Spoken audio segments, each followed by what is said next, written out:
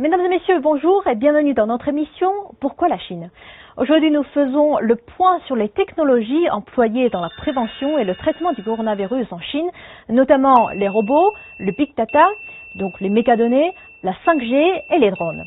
Sur la ligne de front, les robots intelligents sont devenus désormais un outil pratique qui effectue des tâches basiques mais à haut risque de contamination, comme par exemple l'envoi des médicaments et repas aux personnes contaminées, transporter des vêtements de protection usés et désinfecter l'hôpital. Pour en parler, j'invite M. Li Liangyuan, cofondateur du SAIT, une entreprise de développement de robots intelligents. Bonjour M. Li. Bonjour Xianghui. Les robots de votre entreprise ont été envoyés sur le front cette fois-ci, c'est ça? Pendant l'épidémie du coronavirus, les robots ont été mis en service dans des hôpitaux, dont 10 hôpitaux à Wuhan. Les robots peuvent effectuer un certain nombre de tâches en milieu de quarantaine, en distribuant médicaments et nourriture. Donc, quelle a été l'appréciation de l'hôpital? Le retour d'expérience des hôpitaux est positif.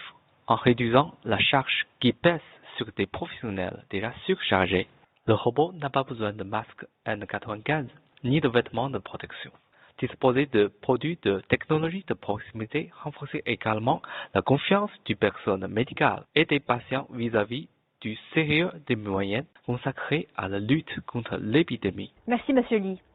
Le Big Data est aussi devenu un outil très pratique de suivi en temps réel du développement de l'épidémie et de gestion des personnes en bonne santé, en observation ou contaminées.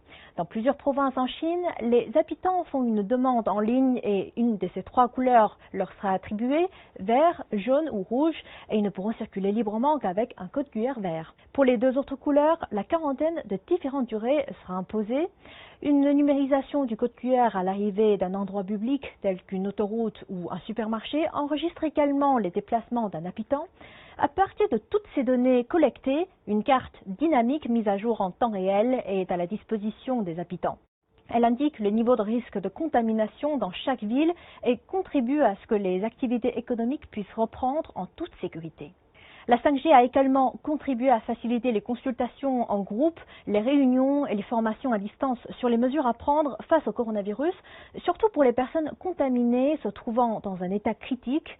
La technologie permet aussi de transmettre des images des personnes contaminées en temps réel aux soignants et aux proches du contaminé.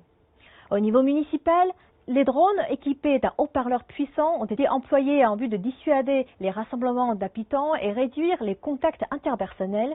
Une personne contrôle le drone à distance et parle aux habitants via le haut-parleur en cas de rassemblement. Sa voix peut être entendue jusqu'à plus de 100 mètres.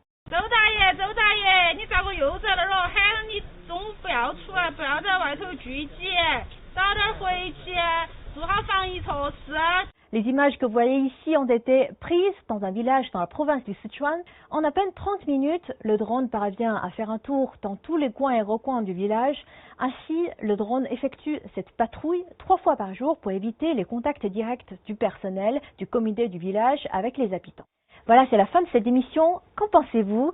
N'hésitez pas à nous laisser des commentaires. Vous pouvez également me contacter via mon adresse mail affichée juste en bas de l'écran. Je vous dis à la prochaine.